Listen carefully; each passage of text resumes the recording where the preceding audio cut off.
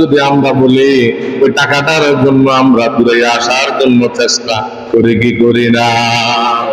যে অসুস্থ লোক মসজিদে আসে না, সেও চেষ্টা করবেন মসজিদে জানি 100 টাকা লাভ হবে মুসলমান। কিন্তু আপনি বুকে হাত দিয়ে বলেন, এই পৃথিবীর আসমানের মালিককে, জমিনের মালিককে, এই জমিনের ভিতরে মানুষকে বানাইছেন, মানুষের রিজিকের মালিককে, টাকাকে বানাইছেন না মানুষ বানাইছে? বলেন, এই দুনিয়াতে টাকা মানুষের জন্য বানাইলেন, জমিন মানুষের জন্য বানাইলেন, আসমান মানুষের জন্য বানাইলেন। আমাদেরকে আল্লাহ রাব্বুল আলামিন বানাইছেন আল্লাহর ইবাদত করার জন্য। যদি বলেন না সুবহানাল্লাহ। আমরা যদি কোরআনকে প্রশ্ন করি যে কোরআন আমাদেরকে কেন বানাইছেন, মুসলমান কি, মুসলমান শব্দটা কি, আল্লাহ রাব্বুল আলামিন কোরআনের মধ্যে জবাব দিয়ে দিবেন, ইয়া আইয়ুহাল্লাযীনা আমানু তাকুল্লাহ হাক্কা তুকাতিহি ওয়া লা তামুতুন্না ইল্লা ওয়া আনতুম মুসলিমুন। সুবহানাল্লাহ। মুসলমানের কথা আল্লাহ নিজেই বলছেন। এরপরে যদি আমরা আল্লাহকে প্রশ্ন করি, আল্লাহ রাব্বুল আলামিন সূরা আর-রহমানের প্রমাণ দিয়ে দিবেন। আমার আল্লাহ রাব্বুল আলামিন বলেন, সকলে জবান খুলে পড়েন, বিসমিল্লাহির রাহমানির রাহিম। আর-রহমান আল্লামাল কুরআন খালাকাল ইনসান আল্লামাহুল বায়ান। সুবহানাল্লাহ। ও আল্লাহর বান্দা, প্রিয় ভাইরা আমার, সংক্ষিপ্ত করে বলতেছি, তাফসীরের মধ্যে আছে একটা আয়াত যদি আলোচনা করে, তামাম পৃথিবীর সমস্ত মুফাসসিরিনে ইকরাম তাফসীর করতে করতে করতে করতে শেষ হয়ে যাবে সময়, কিন্তু আল্লাহর কোরআনের যে তাফসীর তা কখনোই শেষ করা সম্ভব হবে না। আমার আল্লাহ যত বড় তাফসীরে তত বড়, বলেন না সুবহানাল্লাহ। এই রাষ্ট্রের মালিক কে? আর যারা বলেন না রাষ্ট্রের মালিক কে? ওই আল্লাহ রাব্বুল আলামিন বলেন, আর-রহমান, আমি হলাম রহমান। দুনিয়ার মানুষ মানুষকে ক্ষমা করতে পারে না মুসলমান, দুনিয়ার মানুষ মানুষের সাথে ঠকায়, আর যদি মাপ চায় একবার দুইবার যদি ভুল করে মাপ করে না, কিন্তু আমার আল্লাহ মাপ করতে পারে কি পারে না? আরো জোরে বলেন, মাফ করতে পারে কি পারে না? 70টা মেয়ের দাহিয়াতুল কালবির কথা আপনারা জানেন। নিজের জীবন্ত মেয়েকে কবর দিয়ে দিছে ওই দাহিয়াতুল কালবি। বলতেছে, ইয়া রাসূলুল্লাহ, জীবনে আমি তো এতগুলো পাপ করলাম, আমাকে কি আল্লাহ মাফ করবেন? আল্লাহর রাসূল সাল্লাল্লাহু আলাইহি ওয়াসাল্লাম বললেন, তুমি আমার হাতের সাথে হাত লাগাও আর বলো লা ইলাহা মুহাম্মাদুর রাসূলুল্লাহ সাল্লাল্লাহু, একটু জিকির করেন, লা ইলাহা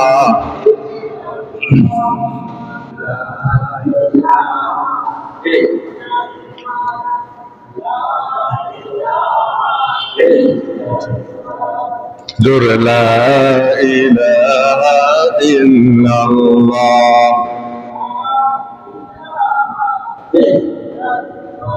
লা ইলাহা ইল্লাল্লাহ মুহাম্মাদুর রাসূলুল্লাহ। সকলে জবান করে বলেন সাল্লাল্লাহু।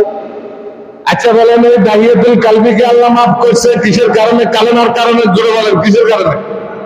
তাহলে উনি 70টা মেয়ে কবর দিছে, আমি দিছিনি? তাহলে ওই আল্লাহর কাছে মাপ চাইতে হবে।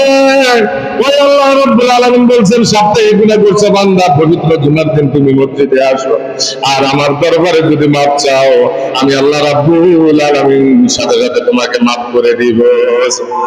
দাহিয়াতুল কালবিকে মাফ করলো, আবু সুফিয়ানকে আল্লাহ মাফ করলো। আপনারা জানেন, ইতিহাস সাক্ষী, কোরআন সাক্ষী, আবু সুফিয়ানের মেয়েকে বিয়ে করছে বিশ্বনবী মুহাম্মদ রাসূলুল্লাহ সাল্লাল্লাহু আলাইহি ওয়াসাল্লাম।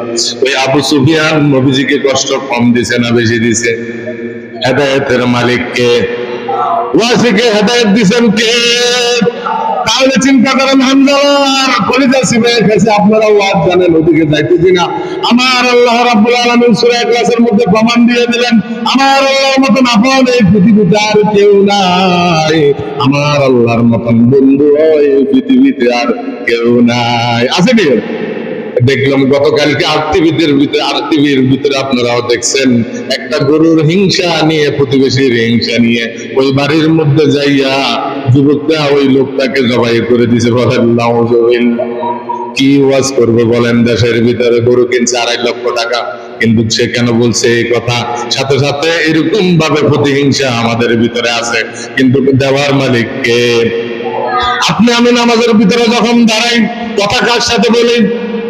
এখানে সর্বপ্রথম নামাজের ভিতরে যখন আমরা দাঁড়াই, ইন্নী ওয়াজ্জাহতু ওয়াজহি লিল্লাযী ফাতারাস সামাওয়াতি ওয়াল আরদা হানিফা ওয়া মা আনা মিনাল মুশরিকিন। সুবহানাল্লাহ।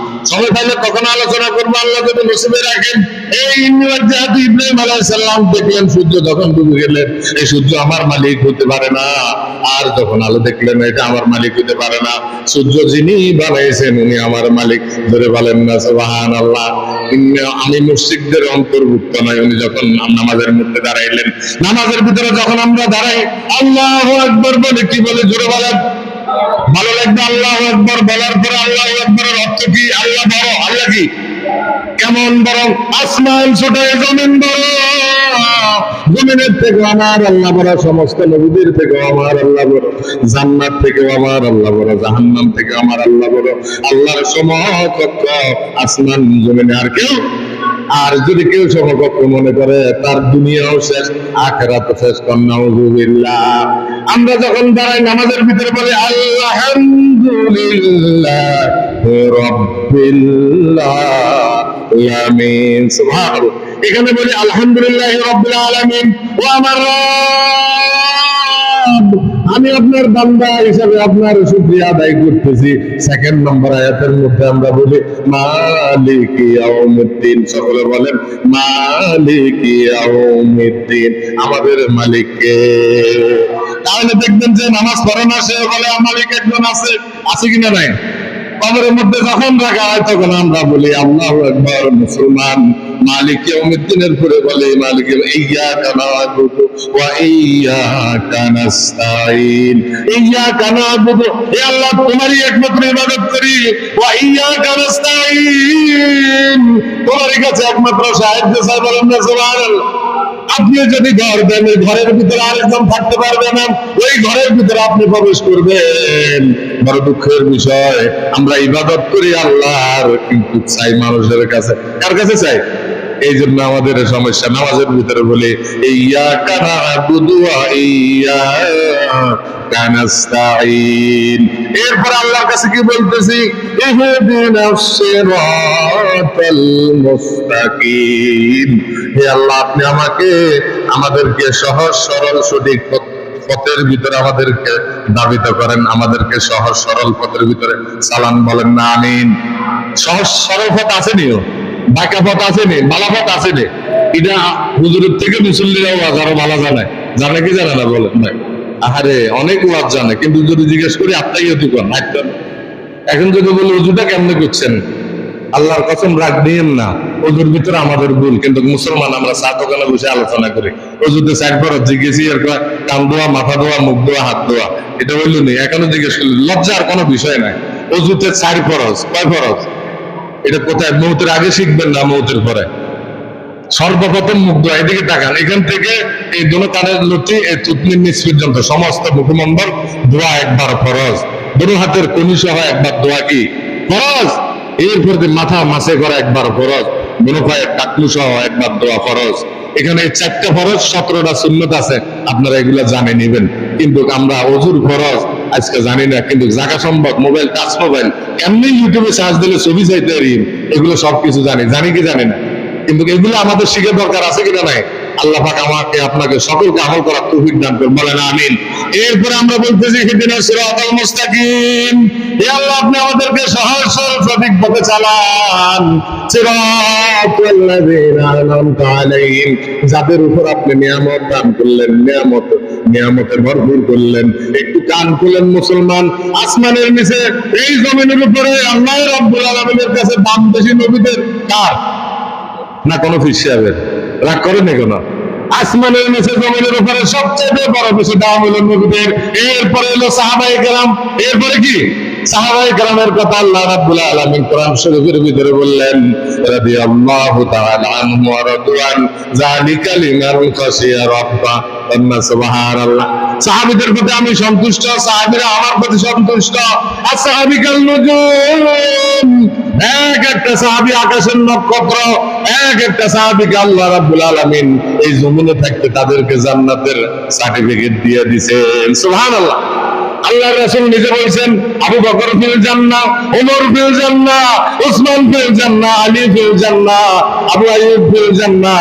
এভাবে 10 জনের কথা আল্লাহ রাসূল সাল্লাল্লাহু আলাইহি সাল্লাম নিজে প্রমাণ দিয়ে বলে দিয়েছেন 10 জনকে এই জমিনের ভিতরে তারা জান্নাতি। জোরে বলেন না সুবহানাল্লাহ।